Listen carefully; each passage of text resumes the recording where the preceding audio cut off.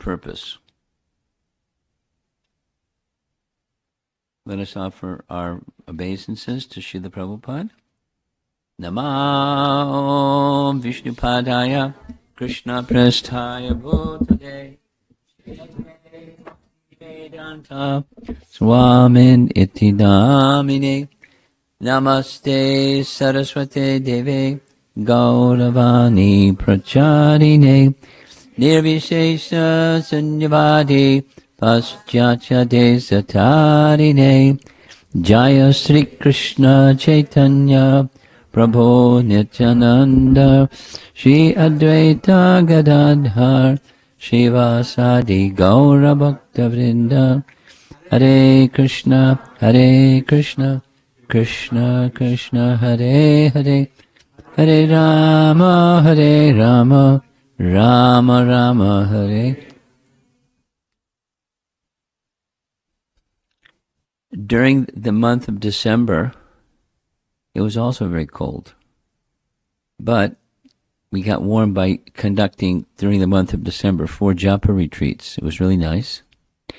And there was one image in that japa retreat that repeated 4 times, where there was a devotee like this, raising their arm and calling out Krishna's name. It was a nice artwork from the back. You couldn't see the person's face, but it was very clear what they were doing. They're calling Krishna's name because there's a little design of Krishna up there, and they're reaching and calling Krishna's name, and then different figures on either side. And from doing that 4 times in the month of December and being very inspired by that image, I've now started to do what I didn't used to do when reciting mantras like this. When it comes to the Hare Krishna mantra, going like this, and in my mind, it's calling Krishna by calling Krishna's name, and that's what we're doing when we're chanting. We're making an attempt to remember what we've forgotten, our all-important loving relationship with the source of everything. And the topic for this visit is also, this is the 3rd time of making this presentation by request, and there are obstacles that stand in the way of achieving that. And that's what we've been hearing, according to 2 of our acharyas, Vishwanath Chakravarti Thakur and Jiva Goswami. The obstacle is layers of envy, sometimes thicker, sometimes thinner, but anyone who takes birth in the material world, there are 2 causes, according to Bhagavad Gita. Krishna says, Icha dvesha samutena devandva mohena bharata. All living entities take birth in the material world overcome by 2 emotions, or 2 things. Raga, or Icha, and Dvesha, desire and hate. So anyone that has a body, that's pretty much all of us in the room here. There may be some ghosts, who knows, but they don't have bodies, but we do. And that it's a sign, or it's a flag, it's an indicator. Dvesha and Raga are inside. Now,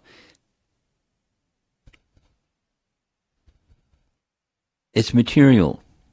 So bodies are material, and coverings of a false ego, which is also material, is material. So we heard in previous sessions, all the other Kam, Krodh, Lobh, Moha, Mada, except this last one, Matsarya, they can all be engaged in service to Krishna and thus purified. But there's one of those 6 that can't, and that's Matsarya, or envy. It can't. There's no envy in the spiritual world. What's that like? There's no envy in the spiritual world. One of the characteristics of no envy in the spiritual world that I particularly like is the gopis. The gopis, young girls, village girls. This is, when they're really young, before they became married, they wanted Krishna as their husband. So what did they do?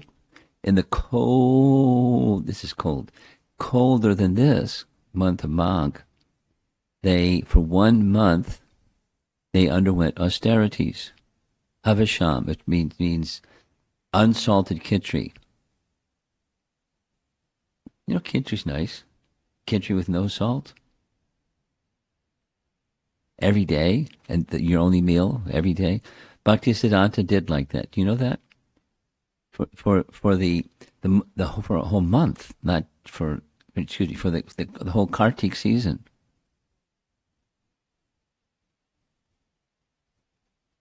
He took 1 meal a day, as the gopis did. It's like a classic standard austerity, 1 meal a day, but he did it in a very special way. It was on a leaf plate, and he ate without using his hands. So how do you eat without using your hands? You eat like a horse. You lean over and eat like a horse. And then when you lean over, your stomach gets squinched a little bit. And then the practice that he followed is, when you sit up, that's it. And another was, he didn't shave. So he had his beard, bushy beard, eventually over 4 months. And his beard would get all yucky from the khichdi, and no salt for 4 months. So the gopis did it for 1 month. And along with that, before the sun came up in the cold Vrindavan winter, took their bath in the river Jamuna. Before they took their bath, they worshipped Katyayani.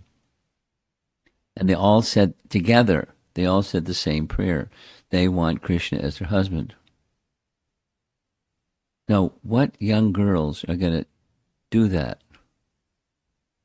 Those that have envy, they're not going to do that. They have no envy. They all want the same fellow as their husband. The all-attractive young Krishna. Worshipping Katyayani. Katyayani, in this case, our acharyas describe, it's not the material Katyayani, but the counterpart, the original internal potency Katyayani. There is such a personality. The material realm is a reflection of the spiritual realm. Material reality is a reflection of spiritual reality. So, it's just emphasizing, there is a place where there's no envy. There may be the other 5 dovetailed or directed and channeled towards Krishna perfectly, flawlessly, but no envy. A very unique place. And this is also a discussion about how to get there.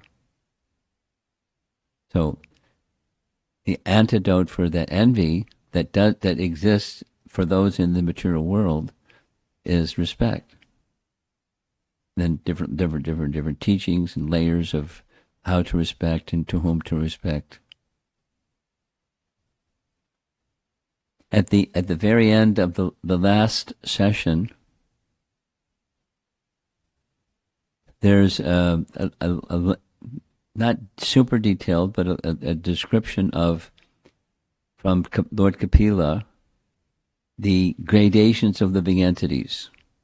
And the gradations of living entities is not only their form, but the form is a manifestation of what's inside. Because what's inside, you get a form, you get a covering, according to the consciousness of what's inside. So according to layers of consciousness up to the Supreme. And then closest to the Supreme is the pure devotee representative of the Supreme. So respect goes accordingly. And then there are ways to manifest layers of that consciousness, higher consciousness, supreme consciousness, ways to offer respect. And ways to, unfortunately, there's some disrespect, unintended perhaps. So, form, essence, rules and purpose, architecture of respect. One more time. Kapila emphasizes the same idea again and again. One can behave correctly in this world only if one remembers that God is in the heart of every living being. So there you see a city street, and there's lots of human beings, and there's lots of lights, the super soul, in their heart. Without this remembrance, our interactions are fundamentally flawed. This is called material experience. The default setting, kama, bhava. So there's a fellow looking in a mirror, in all directions there's mirrors, and all he sees is his reflection. Our identification with the body creates a naive belief. This whole world revolves around me. When viewed through the lens of desire, we see others only as resources for our enjoyment. Or the opposite, you're an impediment for my enjoyment. One day, after Srila Prabhupada's lecture, a man raised his hand and asked, "Why did God create this world?" Answer, for enjoyment. The man really liked the answer. And then Prabhupada saw how he liked it. He said, "Not yours. His." Expert. Prabhupada was expert. So, the real purpose of the world. I like this photograph. There's this little guy at the bottom. If you were sitting back there, you wouldn't be able to see the little guy at the bottom. But now you're sitting close enough that you can see. He's really tiny. And look at this. He's above the clouds, this guy. And there's mountains that rise above the clouds. And the person is looking out at this fantastic scenery. And what's the purpose of all this? We look at this world and actually think, I must enjoy. And therefore, we tear it off from the source and forget about God. Whereas the world was created in order to remind us of God. We feel someone's pain as our own, someone else's happiness as our own happiness. This is the true spirit of life. In fact, this is the meaning of culture. They're cultured and there's uncultured dispositions or types of people. Culture can be considered true culture only to the extent that it helps us manifest our true nature, the nature of the soul, the eternal servant of God. So, respect and all of these things we've been discussing, it's the way of life of a cultured person. And the way of life of a cultured person is quite different than the culture of no culture. America. The culture of no culture. True culture is an environment for the soul to thrive. So there's some vines and they're growing nicely because there's sun and somebody knew the vines need to cling to something, so they provided a trellis and growing very nicely, the sun and water and so forth. The soul by nature is pure, humble. A real culture is a culture of love and respect. When we let others go ahead and constantly humble our false ego, it allows us to manifest our true nature and feel as a soul. And at the same time, to feel the presence of God in our life. To feel the reality of his existence, not just the theory that he exists somewhere busy doing God knows what. That was a pun, by the way.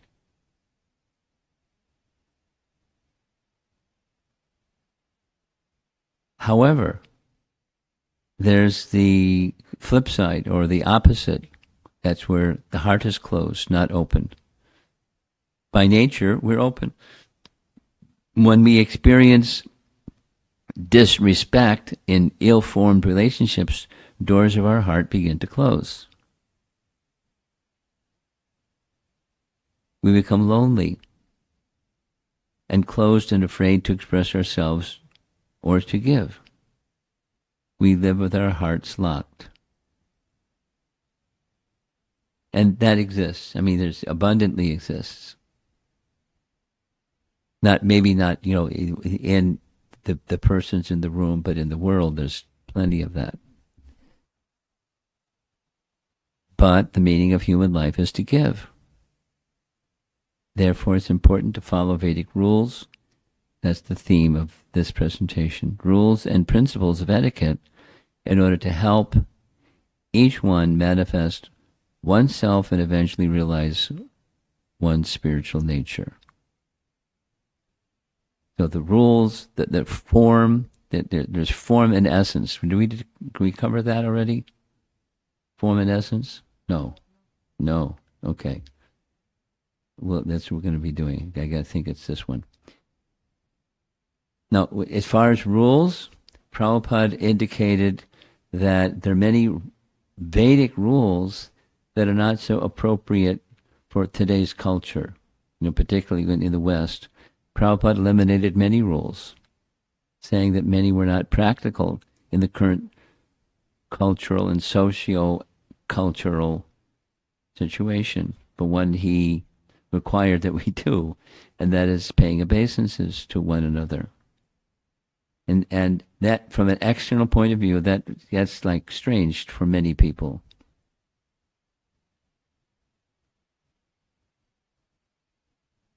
I'm going to share something.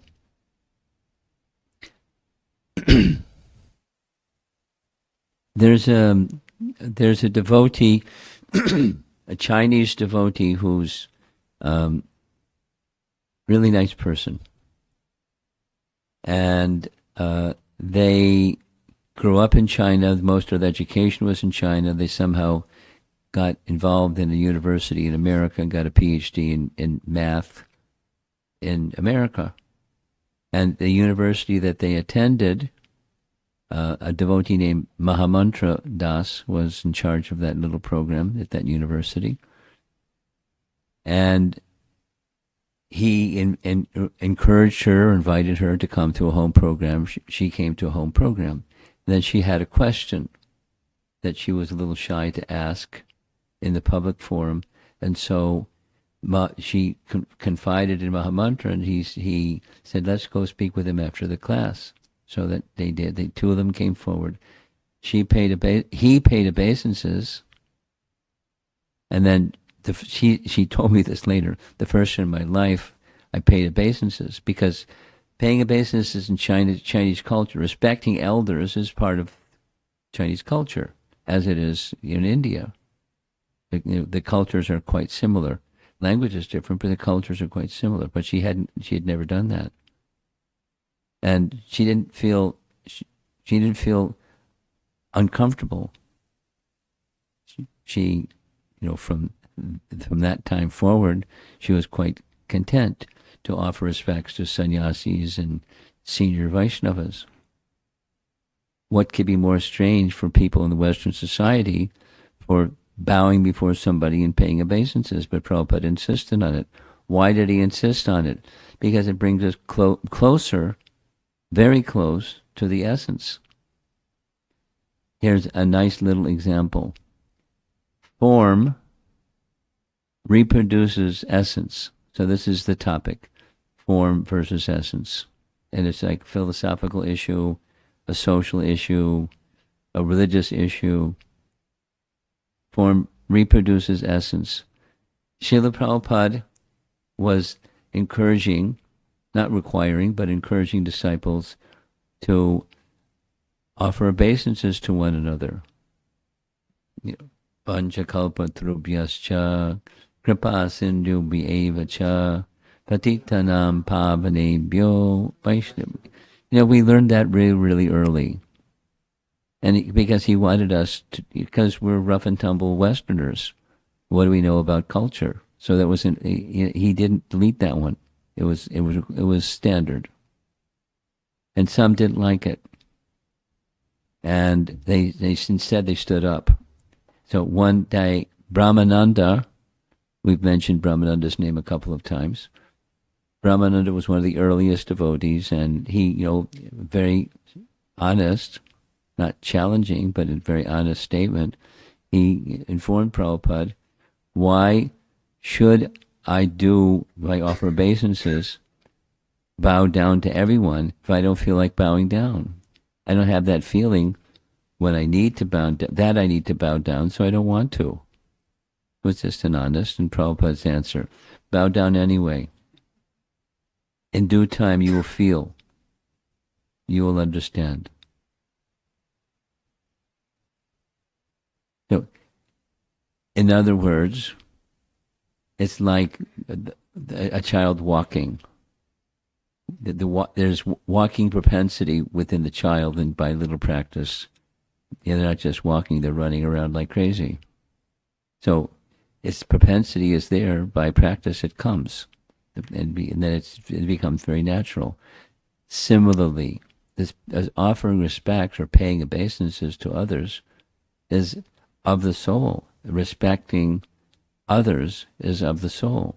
It's quite natural. In other words, these rules, form or rules, help.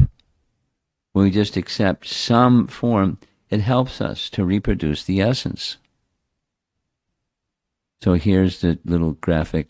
On the one side is the rules or scripture. The scripture says do this and don't do that. Rules. Vidhis and nishedhas from the scripture. And then the other side is showing the heart. That's the essence. Humans constantly struggle to balance form and essence, or rules and rituals with feelings and purpose. Some say, strictly follow the rules, forget the feelings. Others say the opposite. The essence is only what matters. Rules are unimportant. So which one is right? And the answer is they're both right. Here's a little bit of how they're both right. Overemphasize form. Focusing only on external rules while forgetting the internal purpose is a deviation towards karma. You do this, you get a desired result. So karma rituals, karma kanda rituals. Do this, you get a nice result. And people have faith and they want the result, so they do the karma kanda ritual, and that becomes the way they live their life. Whoops. Historical context. Christianity evolved at a time when the existing rules and regulations folks, the Pharisees and scribes, had dried up hearts because they worshipped law rather than the Spirit. So there was kind of like a pushback against that, rebellion against the laws only. Form without essence is a corpse. It has the shape of life, but no breath.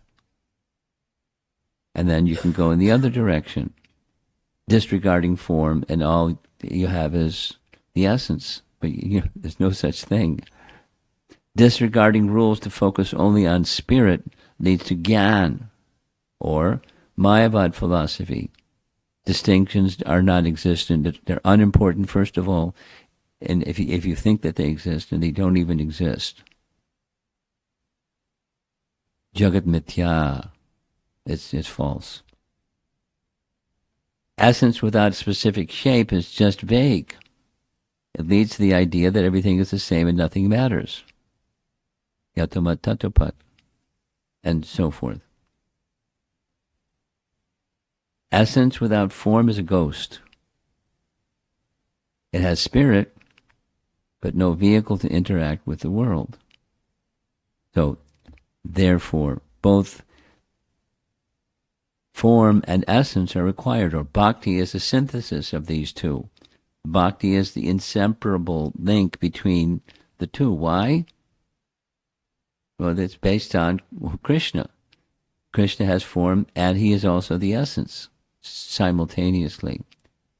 Anyone who states that we should worship not Krishna, but the underlying impersonal within Krishna is a Mayavadi. And there are a few people like that.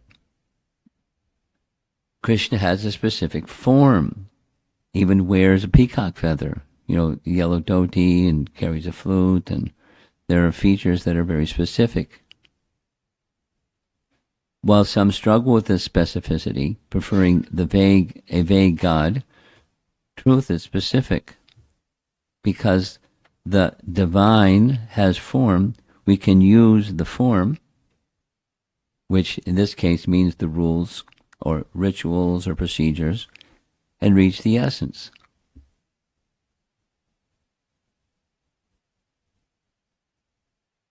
Here's another graphic that says the same thing. On the one side of this bridge, over-attachment to rules. On the other side of the bridge, neglect of rules. And then the path of bhakti is the bridge over that big abyss between one and the other extreme. Because both extremes have danger. And it's not advisable for a sincere practitioner of bhakti to overemphasize one extreme or the other extreme. Clinging to rules while forgetting their purpose is niyamagraha. Neglecting the rules to claim spontaneous love is niyamagraha. So where you place the A, agraha and agraha. Neglecting the rules or over evaluation or imperative necessity of rules. We need the discipline of the form to unlock the freedom of the essence. Nice? It's nice. And here's something to do with form and essence and rules. And we narrated this, but this particular presentation not only narrates what we've heard already, but has very nice graphics. So in the center, there's Krishna and Arjuna and their chariot. Now sometimes we see the chariot with 4 horses, sometimes with 5 horses. This one has 3 horses. What can you do with you using AI as the artist? So there's soldiers with their weapons and the battle. Krishna teaches the correct etiquette and art of reconciling and harmonizing everything. When a person has real mastery of culture, he'll be able to act correctly in all situations without going to one extreme or the other. So here's the story. It's from Karna Parva, the section of Mahabharata where the battle is in full swing. Grandfather Bhishma, it hasn't left his body, but he's no longer able to be the commander-in-chief because his body is riddled with arrows, lying in his bed of arrows, waiting for the auspicious time of the movements of the sun and the moon to leave his body at his will. So Karna has now become the commander. Now before, what this painting is indicating is, there's Queen Kunti, Karna's mother. There's Karna with these armor of metal that he was born with, and somehow as he grew in size, so did the armor, the suit of protection, indicating he was a Kshatriya. Kunti went to Karna. She knew the battle was about to begin. Tension was what it was. And she went to Karna thinking, I need to tell him that he's my son. Because she hadn't done so. Here he is, a mature young man, and she doesn't even know who his mother is. So she disclosed the truth and urged him, don't fight against your brothers, fight on the side of your brothers. And Karna rejected her and the idea. No. Where were you, O noble woman? not mother, all this time. When people reviled me, when they pointed fingers at me, when they laughed at me, saying I was just the son of a charioteer, where were you then? Why were you silent? Duryodhana lifted me out of the mud. He lifted me up and made me a Kshatriya. I will never betray Duryodhana. But I promise you, and he kept his promise, that you will always have 5 sons left alive, meaning I'm going to kill Arjuna. You'll still have 5 sons. Although I can kill every one of the Pandavas, I will not kill anyone other than Arjuna, because only he is on the same level as me. The others are inferior. Is that, condescending mood. Either I will kill him or he will kill me. In either case, you will remain with 5 sons. You have nothing to grieve about, I promise you that. So he declined. And now the battle is under full swing. Karna has become the commander-in-chief. There are other commanders, but he's the commander-in-chief. And he wants to, not only wants, I'm going to prove myself. There are scenes before the battle. There was the discussion amongst the Kauravas of how are we going to defeat the persons on the other side. A battle strategy conference.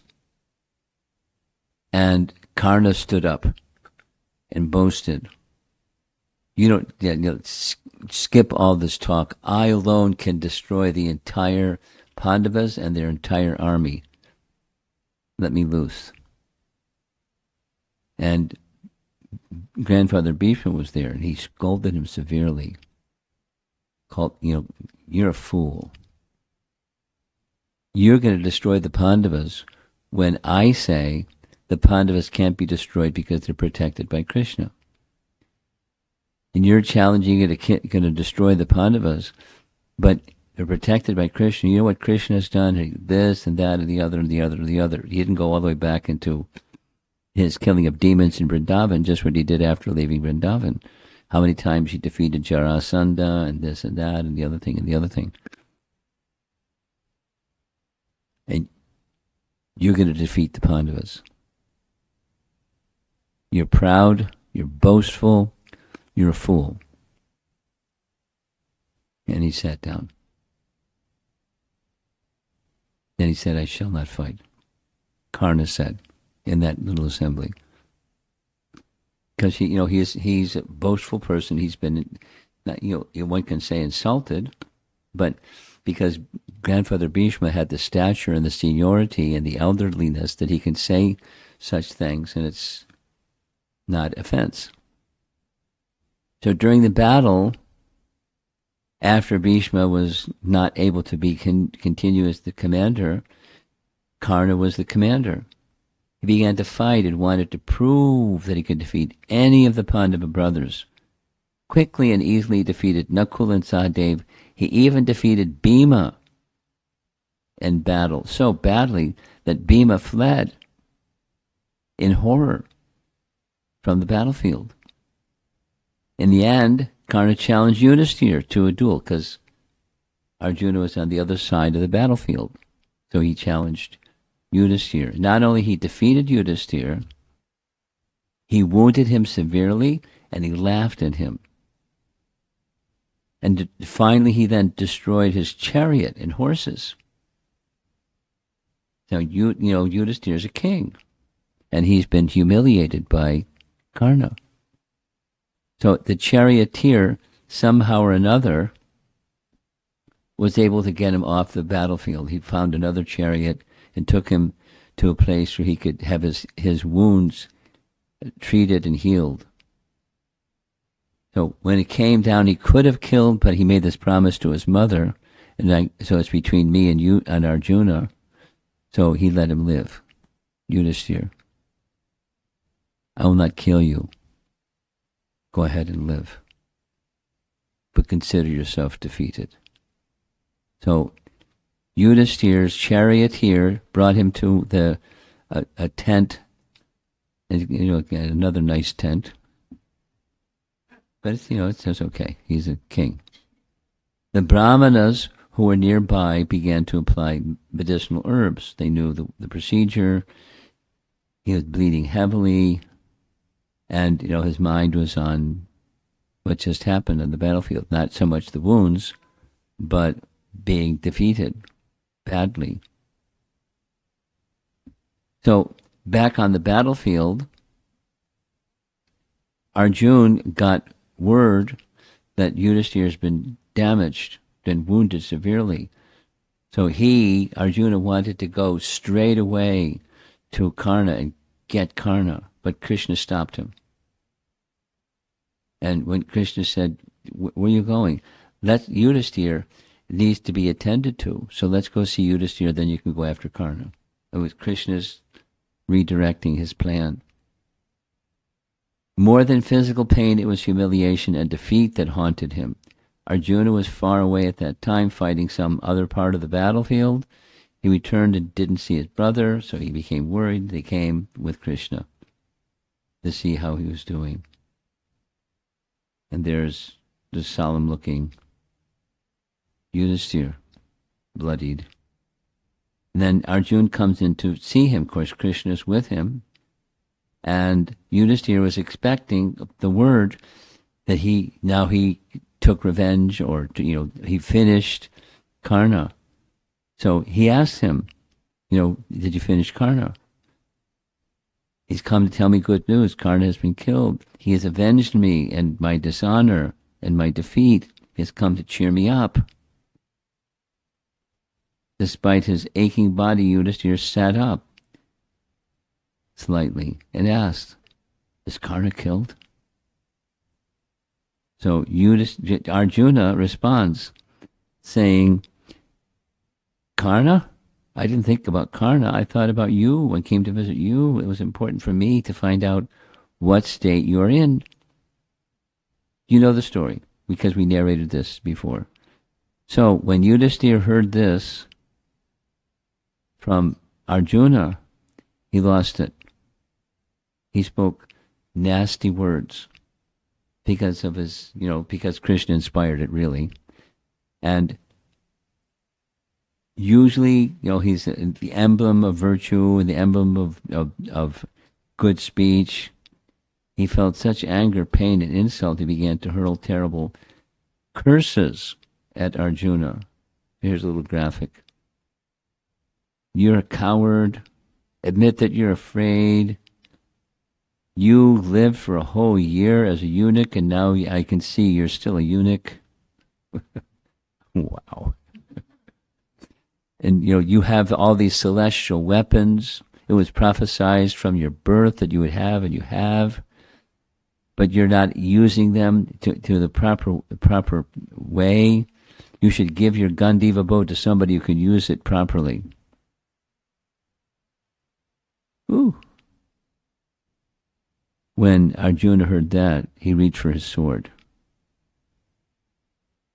And Krishna asked him, what are you doing? Arjuna, what are you doing? And Arjuna said,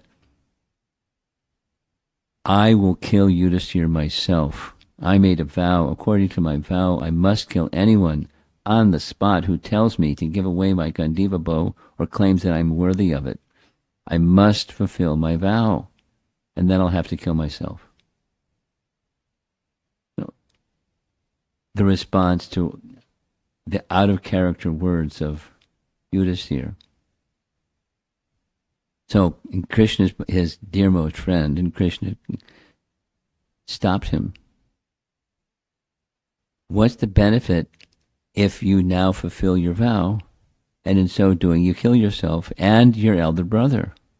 What good will that do for Dharma? So then a little lesson in Dharma, right? Not during the battle, not before the battle. Krishna said, the meaning of Dharma is not to harm any living entity. Ultimately, that's our goal. The meaning of Dharma is to awaken love for Bhagavan. And since Bhagavan is everything, that means we have to find love for everything else. You are a warrior and you must fight and kill. But there's a vast difference between fighting for a just cause out of a sense of duty and fighting merely to protect your own wounded pride.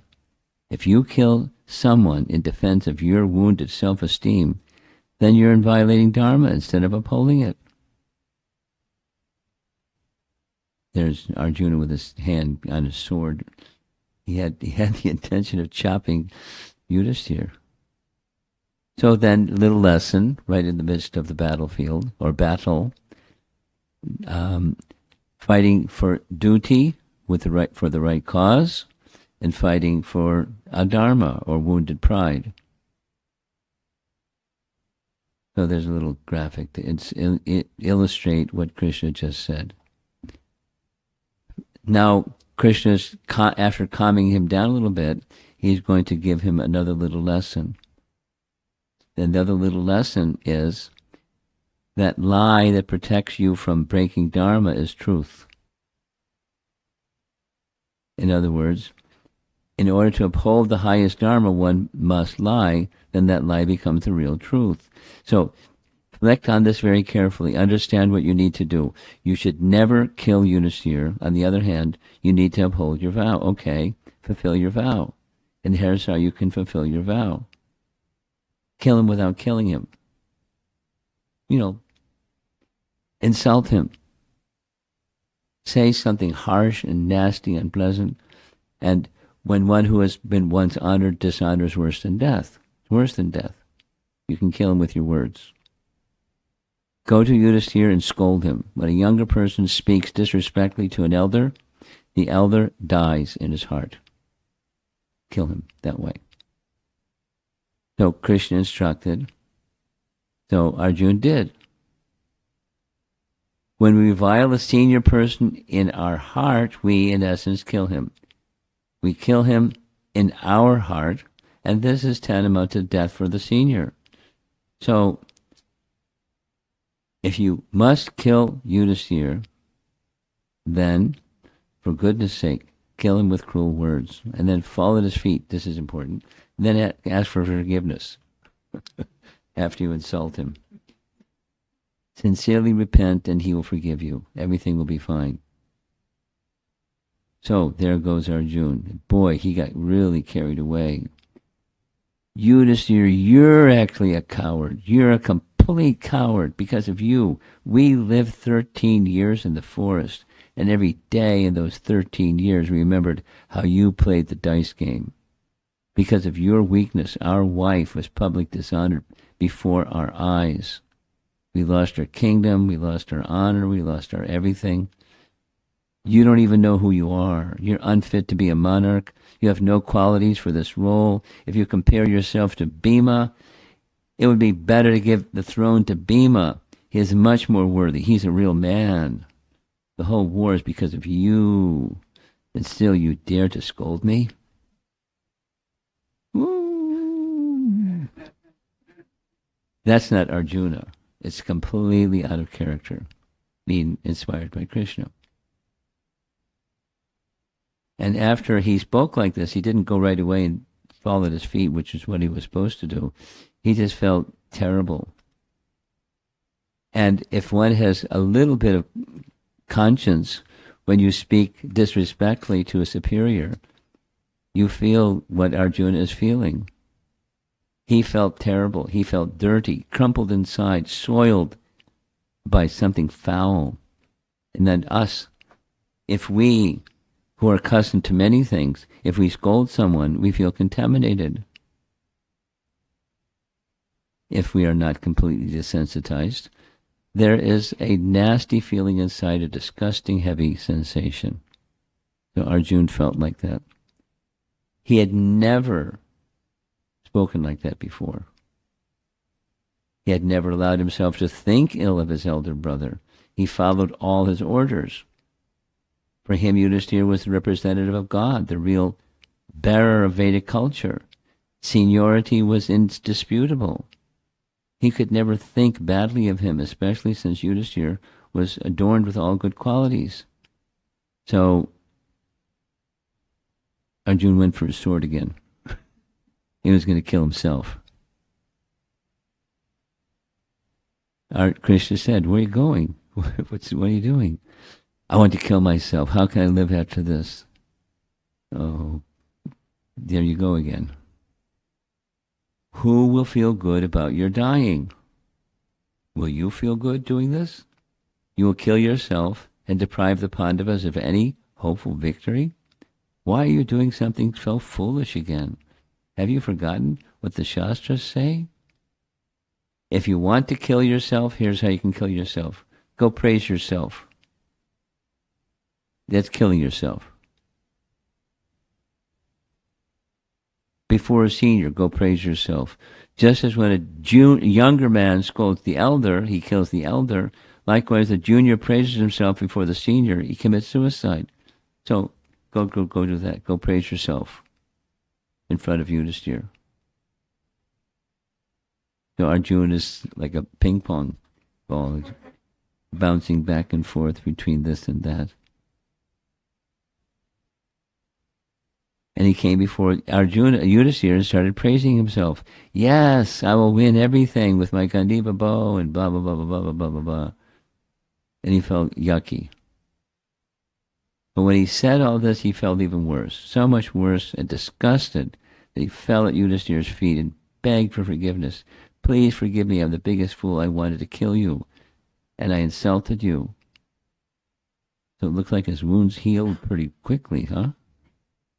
Artificial intelligence can make really nice artwork.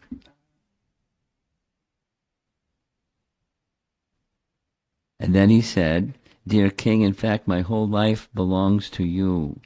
I have no life of my own. Forgive me for my stupidity. I promise you, I will kill Karna today." But it's still daytime. It's still the day is fresh. So, nice teaching, another additional teaching to the other nice teachings. When you say, "Gee, I'm sorry," and then the person says, "Well, don't think anything of it. I forgive you. It's okay." Something still lingers. We're going to hear some more about it as we go on. But I think it's going to be tomorrow evening, part 2 of this presentation. There's something damaged inside the person who has been the offender. It doesn't wash away by just saying, "Gee, I'm sorry." Here's the example. There's Daksha with a goat's head. Daksha offended Lord Shiva and was punished by being given the head of a goat. Despite being a figure formerly attractive to women, he became a source of horror. Look at this guy. Yuck. Daksha sincerely regretted his mistake, not only because he wasn't beautiful anymore. He apologized from the depth of his heart. Lord Shiva, embodiment of compassion, sincerely forgave him. Yet, despite this genuine exchange, the seed of offense was not fully uprooted. Now, how was it not fully uprooted? Well, Daksha died of shame, and when he took birth again, he appeared in a family of Kshatriyas, and as a family of Kshatriyas, he had some similar situation where he had, as Daksha had many wives, so in his next life he had many sons, also named Daksha, the Haryashvas and Savalashvas. And you know what Narada did was Narada heard that they were told to go perform austerities so they can become fit to perform karmakanda rituals in the system, assist Daksha to create good praja, all become householders. So Narada met them at Narayana Saras, and he had a little conversation with them to see if they were, if they really meant to be householders or meant to be renunciates. He became convinced they were meant to be renunciates, so he convinced them to join his bhakti ashram. And then he went and told Shiva, Daksha, guess what? You 1,000 sons are now in my ashram over here.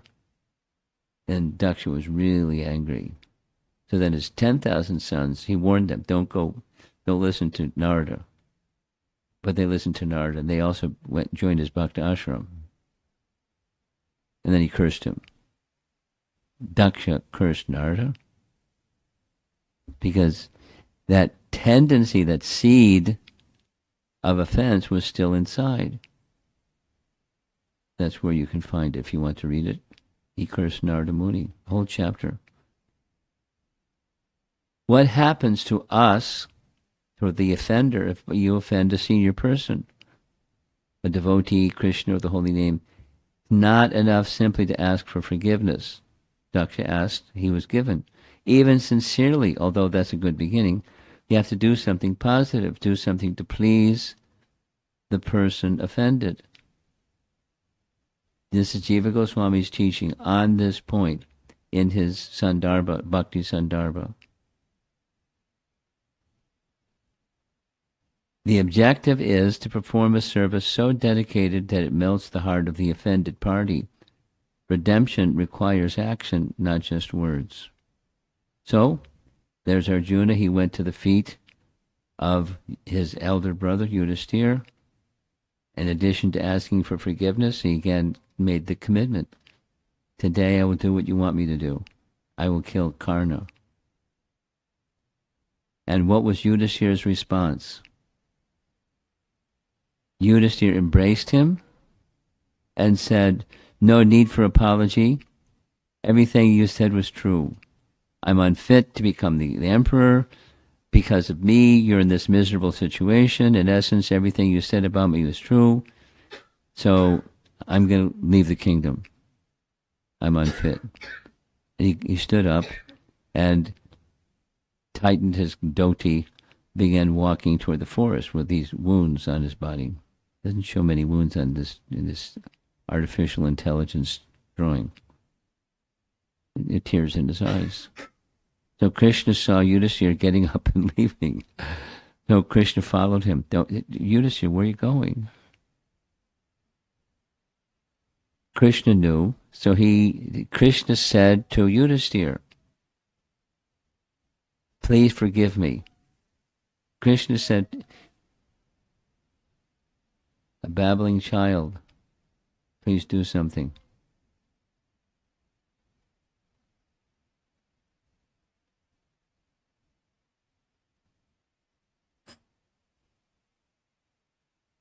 There she goes. Okay. She's cute, but just a little noisy. What can you do? So, Krishna's purpose, to restore Yudhisthira's self-esteem. He's the king. He's a virtuous person. Krishna said, don't pay any attention to Arjuna. Yes, he said something foolish, but he didn't mean it. In fact, I'm the one that asked him to say these foolish things. I instructed him to tell you all these things. So I ask you for forgiveness. He was my instrument. I'm the one that told him to do it. So please forgive me. I know that today Karna will meet his end. Do not doubt it. You know, if Krishna's saying it's a done deal. Arjuna said it, now Krishna's saying it. So look at Yudhisthira's face. He's like astonished. Wow.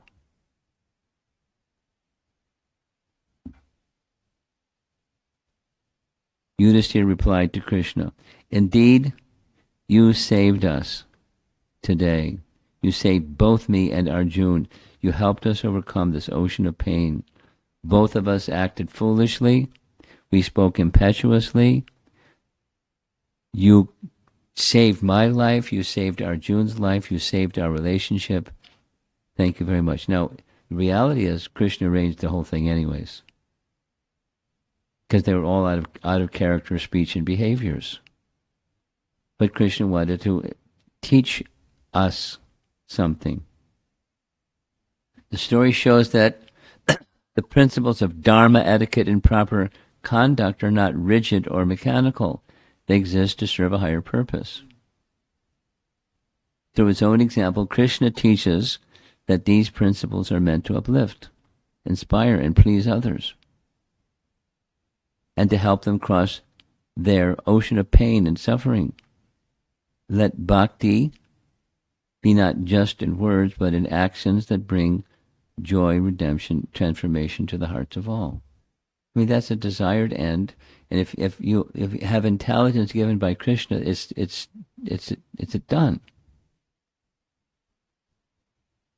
When there is a desire, Krishna will help us find the balanced and compassionate way of application in all situations. Sometimes it's not easy. Sometimes it's very difficult. But it's doable by Krishna's grace. So now, taking the same topic of proper etiquette, the topic of proper etiquette is the ornament of a Vaishnava.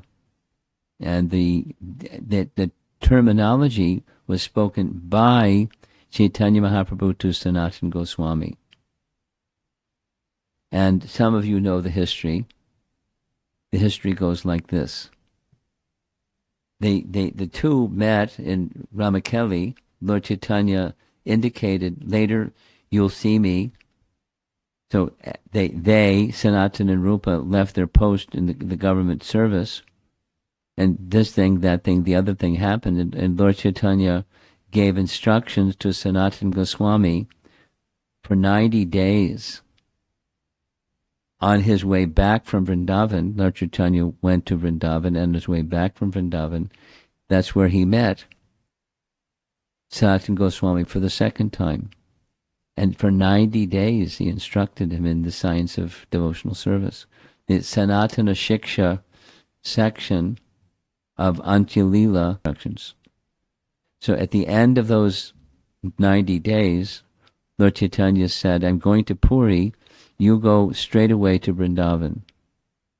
And after some time, when you go to after spending time in Vrindavan with your brother Rupa, then you can come join me for some time in Puri. So Lord Chaitanya continued in easterly direction, going back to Puri. Sanatana Goswami went in a westerly direction, heading for Vrindavan. He stayed there for some time, and after some time, he made an overland journey all the way from Vrindavan. Think about how far away that is, all the way to Puri. But Sanatana Goswami, being a minister in the government of Nawab Hussain Shah, he knew practical things. So one of the things that he did is he found out the course that Chaitanya Mahaprabhu took going in the easterly direction, heading for Puri. He passed through the Jharkhand forest, where he enlivened the forest animals to chant and dance together, etc., etc., give up their natural enmity, and become situated in love of God by Lord Chaitanya's association. So he, Sanatana, found out village to village to village in the forest which path Lord Chaitanya followed, and then he retraced his steps. Something unfortunate happened. In the course of that journey through Jharkhand forest, he drank water from a place he shouldn't have taken water, and he contracted a disease that made his body erupt in wet itches. So the wet itches means not just something that itches, itchy and scratch, but it would ooze some pus and smelly substance would come out of his body. He felt really badly because he knew that Chaitanya Mahaprabhu, one of his things was he'd like to embrace his devotees. If he embraces me, finished. It's a big offense to Lord Chaitanya. So what to do? So he continued his journey with this disease on his body.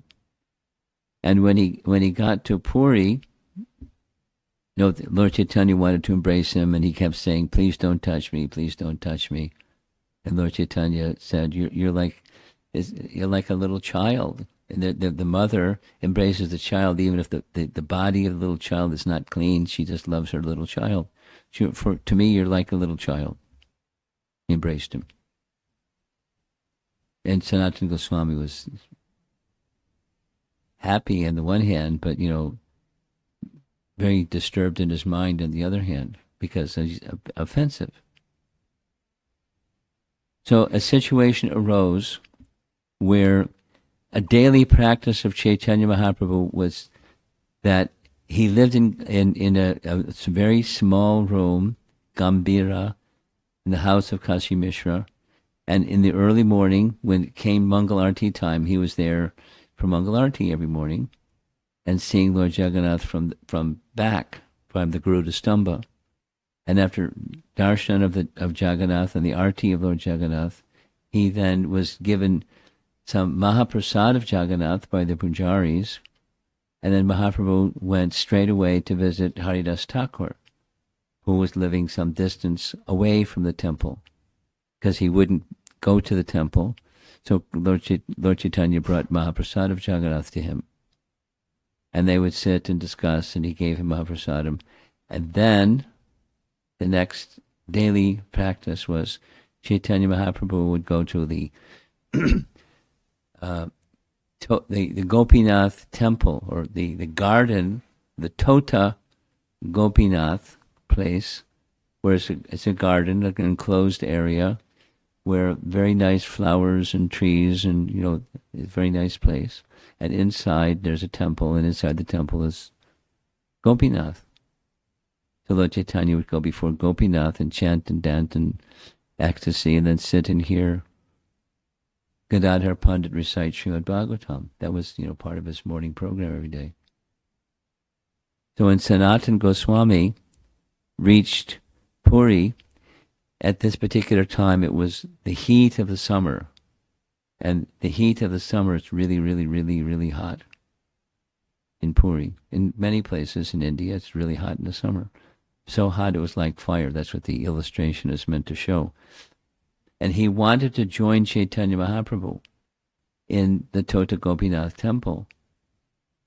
But he didn't want to go the direct route, because the direct route would take him directly in front of the Jagannath temple. Now, at this time, the sand was so hot, you burn your feet, you blister your feet just walking across the sand. So he walked across the sand by the beach. And instead, Chaitanya Mahaprabhu, when he reached Tota Gopinath temple, Mahaprabhu asked him, "Look at your feet, they're blistered." And he explained why. I didn't want to go the main road. Why not? Why didn't you walk in front of the Jagannath temple to see me? And his reply was, I was afraid. Many priests walk along that street to serve Jagannath. If they accidentally touched me, they would be defiled. I'm not a caste person to protect them from offense. I chose the beach path. I don't feel any pain because I did what I couldn't help doing. He transcended the pain. He didn't feel the blisters. And Chaitanya Mahaprabhu said, "My dear Sanatana," this is the celebrated passage, "although you are the deliverer of the entire universe, and although the demigods and great saints are purified by touching you, it is the characteristic of a devotee to observe and protect the Vaishnava etiquette. Maintenance of the Vaishnava etiquette is the ornament of a devotee." Maintenance of the Vaishnava etiquette is the ornament of a devotee. If one transgresses the laws of etiquette, people make fun of him, and thus he is vanquished both in this world and the next. By observing the etiquette, you have satisfied my mind. Who else but you could show this example? And you know what happened. He embraced him, and when he embraced him, the wet itches went away, like a miracle cure. If you have wet itches, you go find Lord Chaitanya and get embraced by him. That's the medicine. Then, in modern times, sometimes persons, as is the tradition in Jagannath Puri, certain persons are not permitted into the temple. And sometimes persons object to not being permitted to enter the temple. And sometimes they make like a demonstration in front. They get a large group of people and go rushing at the doors that are locked. And the pujaris inside are very much afraid. I mean, this is an actual scene of that taking place. The internal, the consciousness of the people outside, let us in, I'm worthy. And that's the opposite of Sanatana Goswami's mood, or Haridas Thakur's mood. So, better to gratefully accept.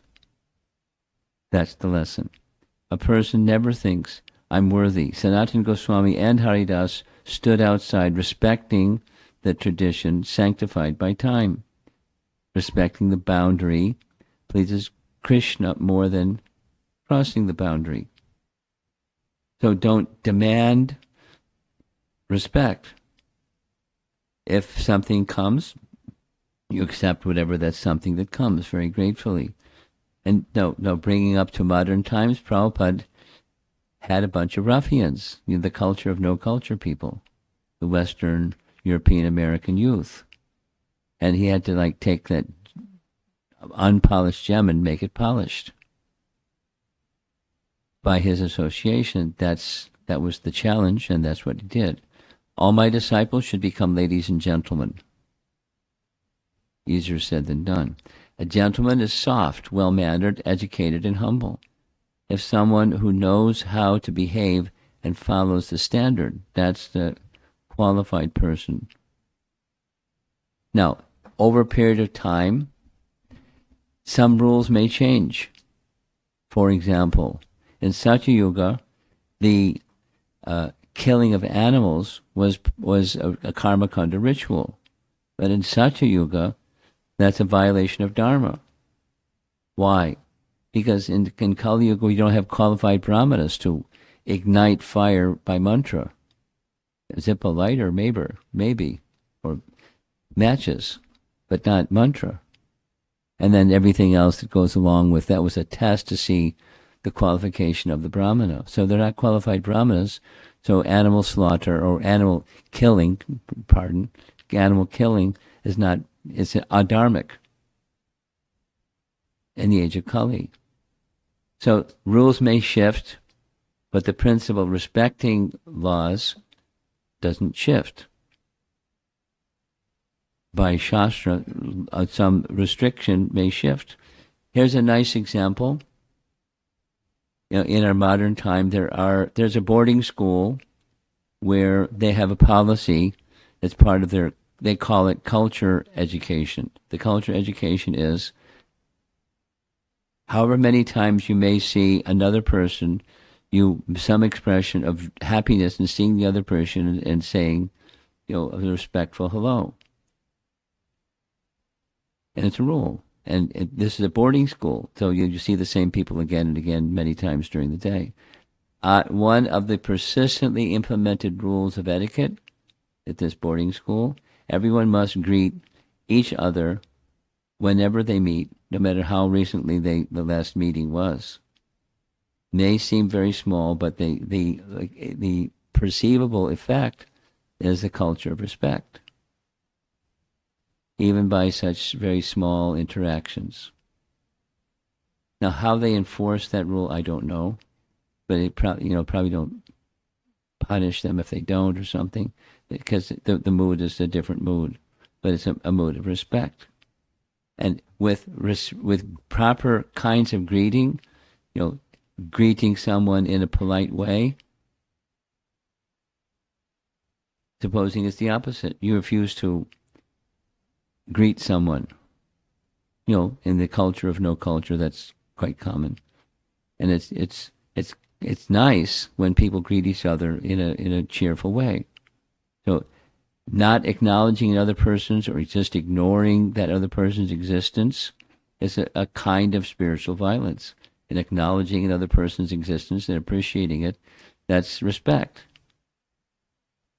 Greeting someone is the practice of validating their existence as a soul. Ignoring them is an act of violence against the soul. Simple. Respect is universal but not uniform. So this is where there's gradations. Yeah, I think that's where this comes. Kapila teaches that while this is towards the end of chapter 29, Kapila teaches that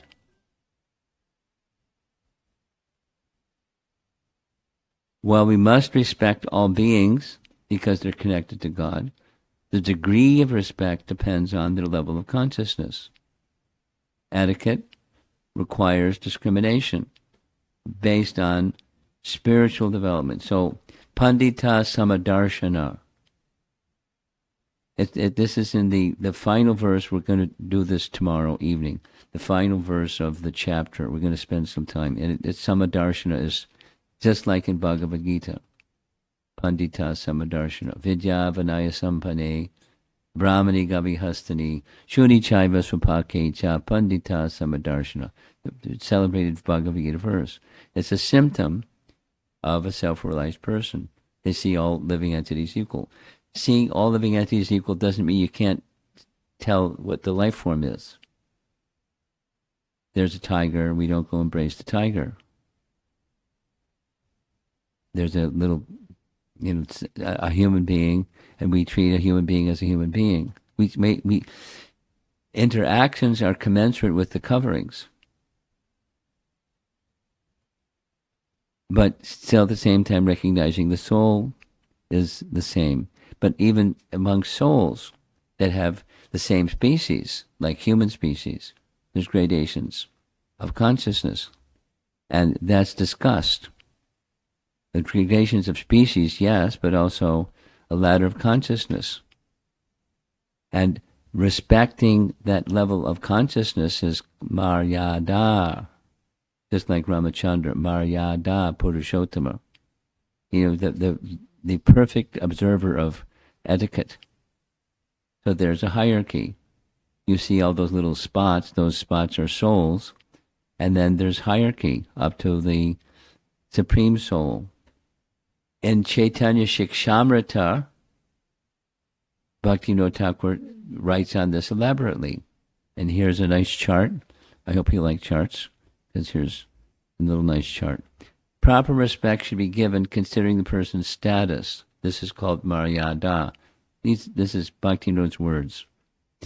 Not giving proper respect is considered a great fault. The following is the order. Respect to humans.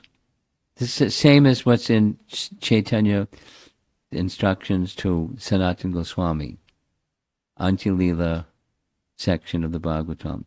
So there's all living entities, and some of them are human. And some of them are human, some of them are civilized, meaning there's some human species, two-legged persons, that aren't civilized. And then those are civilized, there's orders amongst those who are civilized. Some are kings, some are educated pandits, some are a person that has the qualities of a brahmana or sannyasi and Vaishnava, and some that are qualified brahmanas. Some are, it goes up and up and up and up. Ultimately, the highest is bhakti, maryada, respect given to the devotional service and those who embody it. And his is Bhaktivinoda's summary. The art of living in society means understanding the position of everyone and showing them appropriate respect. So that's, refined and elevated. There was a nice question that was raised of Srila Prabhupada. This was in Mayapur. As the Mayapur complex was being developed, it became a nice place for people to visit from all different backgrounds, including some of the people that came were Mayavadi sannyasis. And so a question was presented to Prabhupada, should we pay our obeisances to a Mayavadi sannyasi? And Prabhupada was very clear. If you see a Mayavadi sannyasi, immediately bow down to him. There'll be no harm. And then came the yeah, but. As you noted, we are following Lord Chaitanya's instruction that we should respect everyone according to their position. This doesn't mean that we have to constantly communicate with them. You don't become your buddy.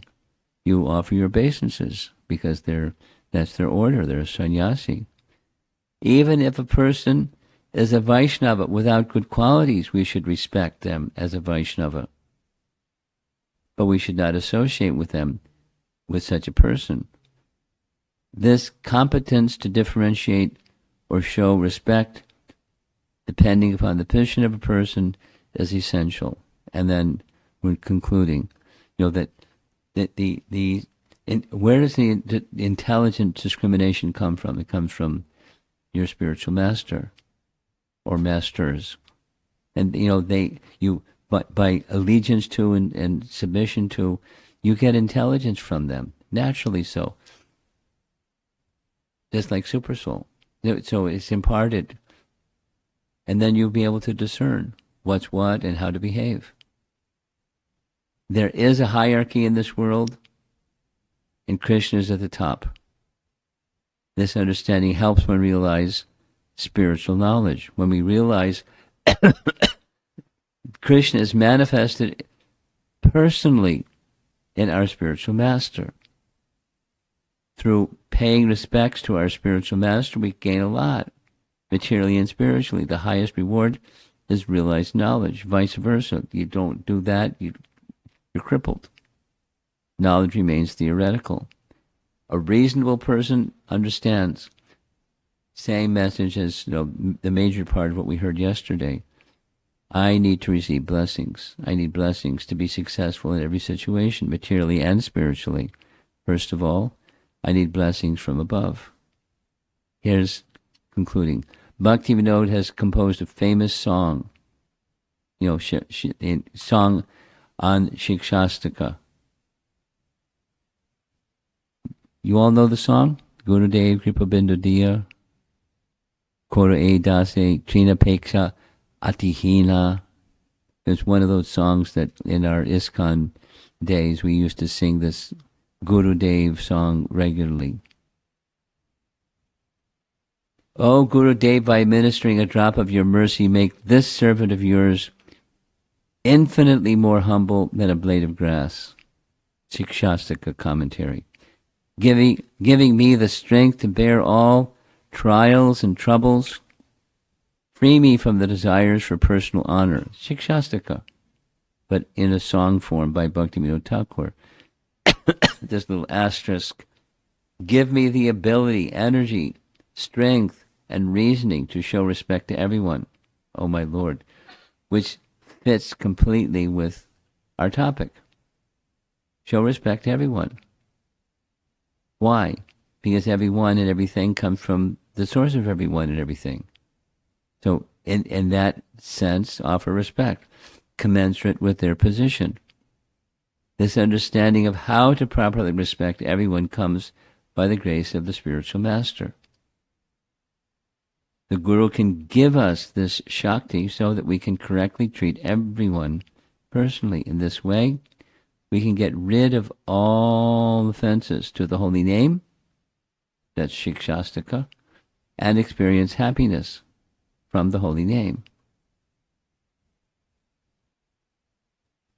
To be continued.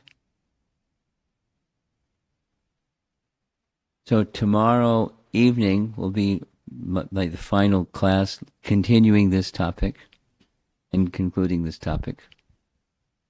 And it's some of it's really nice. And as I mentioned yesterday, this is the third time I've gone through this whole seminar series. Actually, there's some topics that weren't discussed elsewhere because there weren't enough classes to do it elsewhere. But it's when you hear to speak it and hear it again and again, it goes in better. There's something about repeated hearing. Prabhupada would say sometimes, repetition is sometimes necessary for clear understanding. We've all had the experience. I'm sure we've all had the experience. When you are very interested in a particular topic and you read that particular text, Krishna book or Bhagavad Gita or something again and again, you'll find things that you didn't see before. Like, where was I? I was asleep. It's right there, black and white, it's there, but I didn't see it before. Here's one.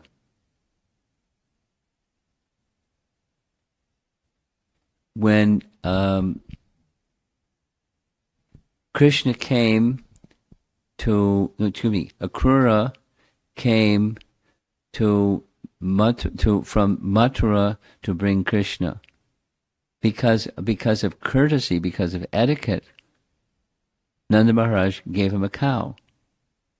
Now it doesn't say anywhere what's he going to do with a cow? He's going back to Mathura. It's a city. What's he going to do with a cow in a city? It doesn't say, but it's there. And it's just part of culture. When a guest comes, because he's Uncle Akrura, then there's reception and hospitality and giving of a gift. It's just cultured people do those things. Not today. No, most people don't give cows. What are you going to do with a cow anyways? Put in your backyard? But gift. It's meaningful and relevant, according to the time, place, circumstance.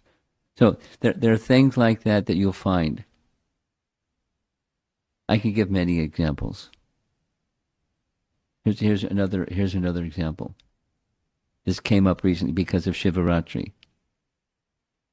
And in Shivaratri, we hear one of the ways in which Lord Shiva worships is he worships Anantashesh.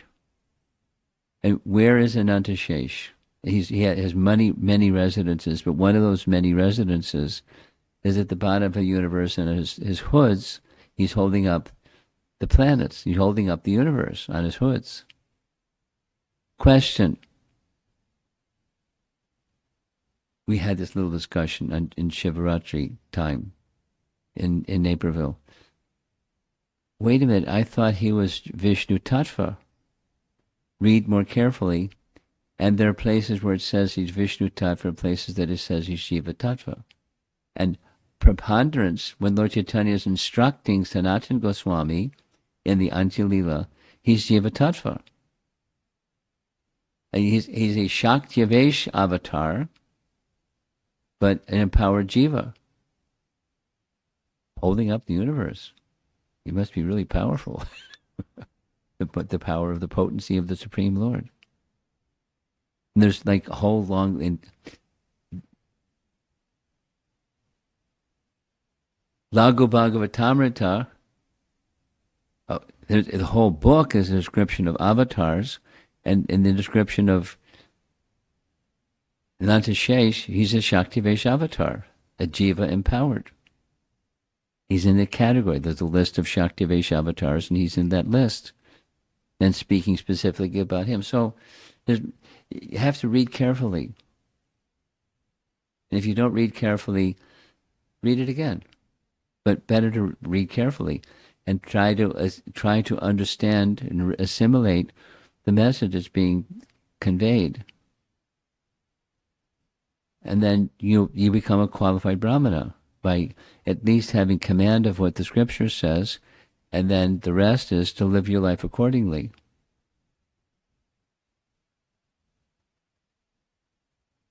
So that's what we're doing. And we're here this topic is specifically relevant to coming to the stage of pure devotional service. Kapila's teachings, explanation of devotional service means leading to that, and that's what tomorrow's class is. Again, as in the beginning, at the very end, a very nice verse that describes the characteristics of one who's situated in pure devotion. They've gone on the other side of the obstacles, specifically envy, and they're now in the position of pure devotion. It's really nice. It's a nice journey. This is a really nice space. You got a lot of devotees here. And let's see if there's some discussion. And I'd like to not stay really late because I have a class tomorrow at 5:30 a.m. So, any comments or questions? Please raise your hand, and our runner will bring you the microphone.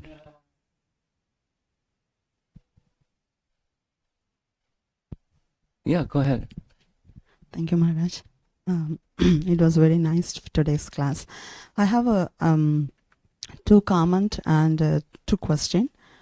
The first is you talked about greeting each other. So it was very interesting to know that one time my husband, he's a wildlife photographer, was mentioning to me that he in Africa when he saw this group of elephants crossing from one side of the river to the other side. So when they were doing crossing and reaching the other side, this another set of elephant, they were greeting them, receiving them by raising the trunk. So it was very interesting. I was remembering it when you say that.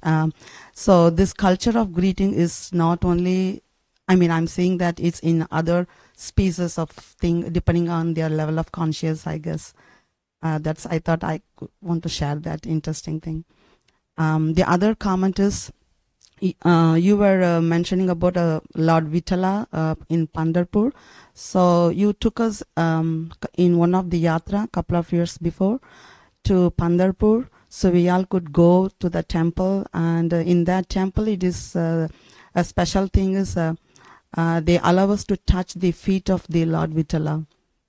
I remember that. So it was a nice experience that we had. So that is one more thing I want to share it, Maharaj.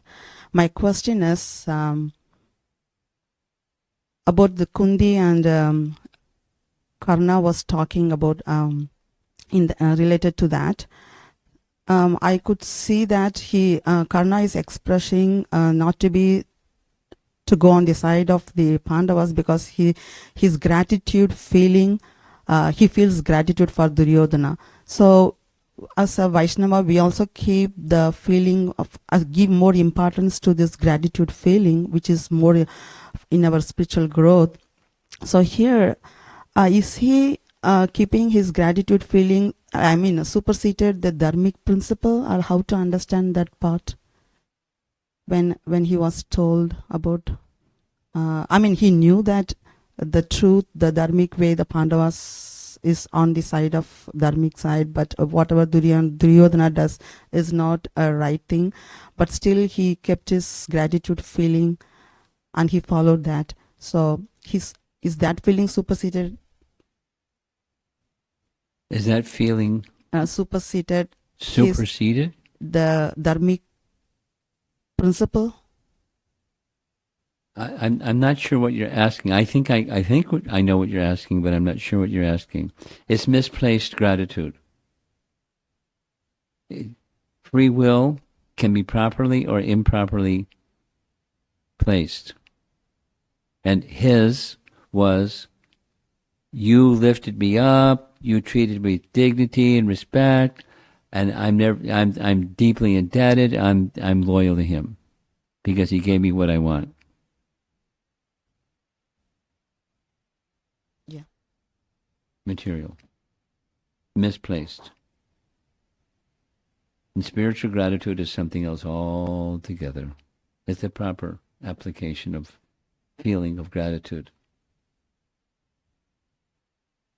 You've heard me say gratitude is a seed of love. Yeah. And that's spiritual. Now, it can look like love on the material plane. I'm grateful to my, somebody that taught me science in 8th grade because I really liked him. He was a good teacher, and I feel grateful. That's nice. Nothing wrong with that. But it stays on the material platform. It doesn't elevate me to any spiritual anything. Okay? Sure, Maharaj. My other question is, you were narrating the story of how Krishna intervened Arjun to go and get Karna killed, or what to do after hearing that he did a thing to Well, Yudhishthira. the whole So, Kurukshetra battle was orchestrated by according to Krishna's plan for the purpose of annihilating the demoniac kings, and mission accomplished. yeah. So I was contemplating that because of that, it made Arjun also the Yudhishthira to behave like out of character. No, that's not why. Krishna wanted to teach both of them a lesson, and he did.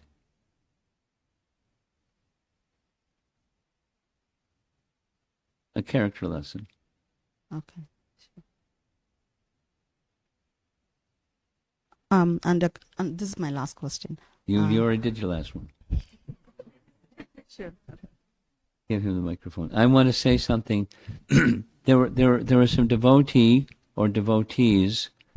that really liked the description of Vittala, and they wanted to know where in Jiva Goswami's writings does he discuss that. And the answer is, I did some research, and a PDF was generated. You should have received it. And Jiva Goswami just touches on the topic to illustrate a particular point that he's making, but he doesn't narrate the entire story. So where to find the entire story is in that little PDF, or the document, or a doc file, whatever it is, that you should have received. There are references where the entire story is narrated. And that's where the entire story is taken from. It's not taken from Jiva Goswami's Bhakti Sandarbha. Okay.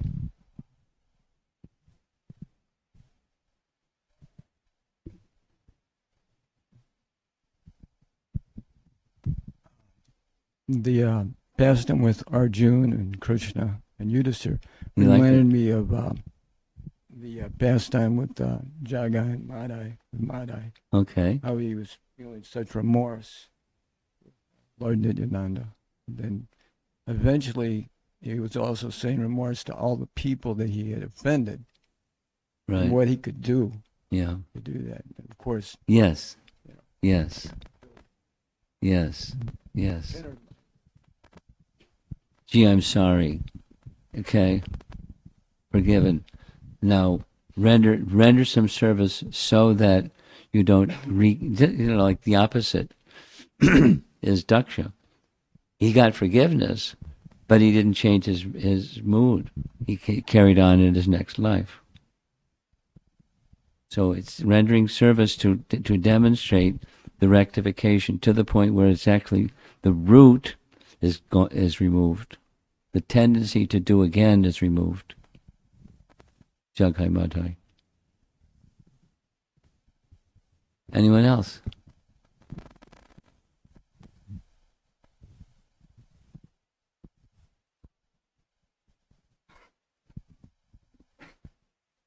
Hare Krishna, Guru Maharaj. The least that you gave, respect the human being, Yeah.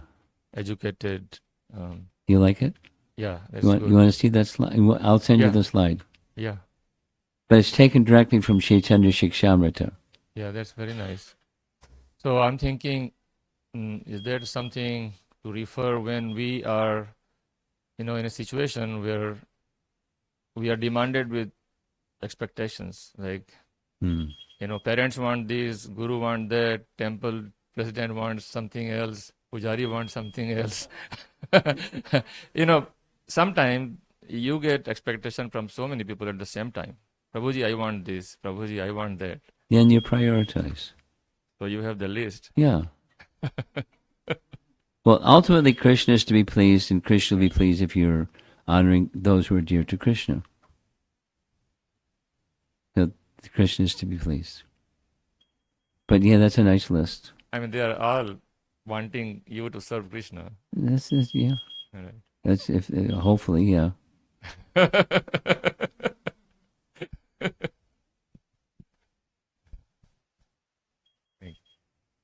You have something? You have some online something?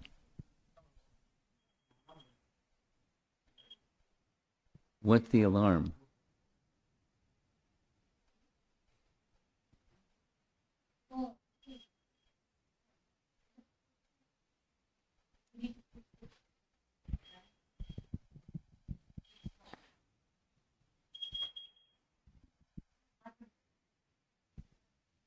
Wow.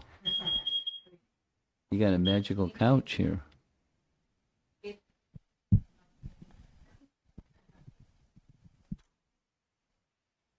That's it? Okay. This must be your house, huh? Radha Krishna Guruji. Okay, there we go. Yeah. So the extension to his question, right? When he said expectations from everyone, but what you showed the hierarchy for respect, and what he said the expectation. So is the same thing. Yeah, well, respect, and what was the other option? What he said expectation for. Expectation. Yeah, but it's his question is, to whom do I respond first? Yeah.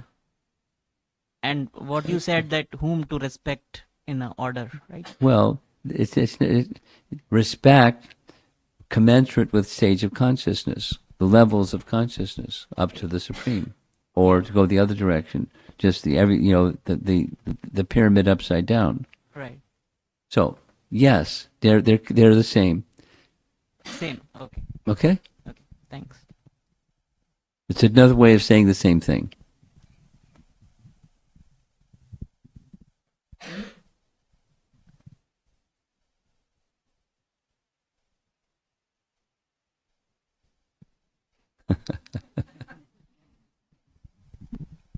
Hare Krishna Maharaj, this is a question that I got from one of the youth students this morning. So I just wanted to ask This you. morning, Yes, Maharaj, some Gita class. So the student was asking, it's something related to respect. So the student was asking, like, so the parents, they have sometimes. do me a favor. When you're speaking, you want to gesture with your hand. Gesture with a hand that doesn't have the microphone.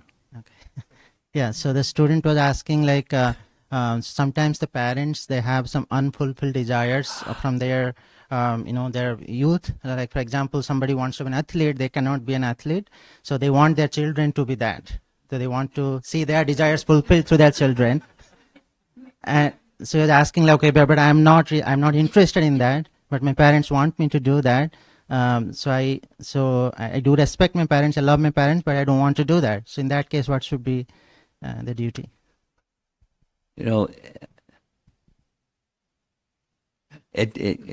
Questions like this are very general, so my answer to a general question is it depends. What are some of the variables that it depend upon? Is what the expectation of parent. I respect my parents. And my parents also know me, and they don't ask me to, jump through hoops. They ask me things that are realistic and practical, and they match my nature. So, someone in this community, their daughter is very gifted musically, and they love their daughter. Their daughter loves their parents and loves the music. And then they have issues on, X, Y, and Z topics, as teenagers will sometimes have with their parents. So now the question is what to do when the parents' expectations don't match what you have an interest. You don't go ahead and have a negotiation. It's not a business deal. It's, through communication, the youth, the teenager, can let mom and dad know, I feel really inspired to do such and such because it matches my nature. So here's a suggestion. There's different suggestions. In Naperville, before I came here, one of the speakers was Urmila Dasi, PhD in education, smart gal, and one of the topics that she covered 2 sessions was karma, career karma, career dharma. So how to make decisions about what you do, what you don't do. And this is a little different than expectations of parents, but the expectations of parents should be aligned, ideally, should be aligned with what Krishna wants. So what does Krishna want? That's what we go for. So, between myself as a teenager or a youth and my parents, if possible, some discussion in that which is going to enhance my Krishna consciousness, not just fulfill that expectation. My Prabhupada's teaching, my responsibility is to please Krishna, not the audience or the people, the vox populi, the people in general. That's how he wrote his books, and that's how he lived his life, and that he is encouraging us to do similarly. So a youth can also. Krishna should be pleased. So if there's a way that Krishna can be pleased, and although I may be a little uncomfortable, like this example of Brahmananda saying, I don't really want to pay obeisances, and Prabhupada is saying, do it anyway, because it's natural to be respectful to others, not just superiors, but others. Pay obeisances. When we were trained, when you see another devotee first thing in the morning, you pay obeisances. Not every time you see them in the course of the day, that wasn't the teaching, but when you first time you see a devotee in the morning, each devotee, you pay obeisances. This is temple life. So one may be comfortable, not comfortable, but you do anyway because it's a principle, in this case, principle by our spiritual authority, by our spiritual master. And there's the why behind the what.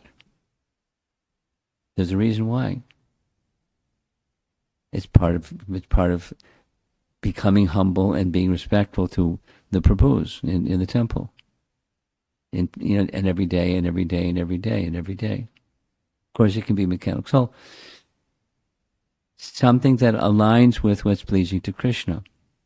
If that can be a pillar that is a relationship between the youth and the parent, that's ideal.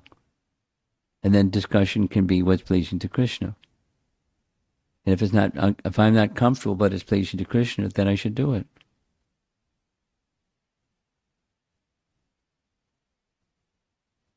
And then there's just the principle of being respectful to my parents regardless. And then here comes, it depends on, what my parents are wanting of me. And then the relationship between yourself and your parents.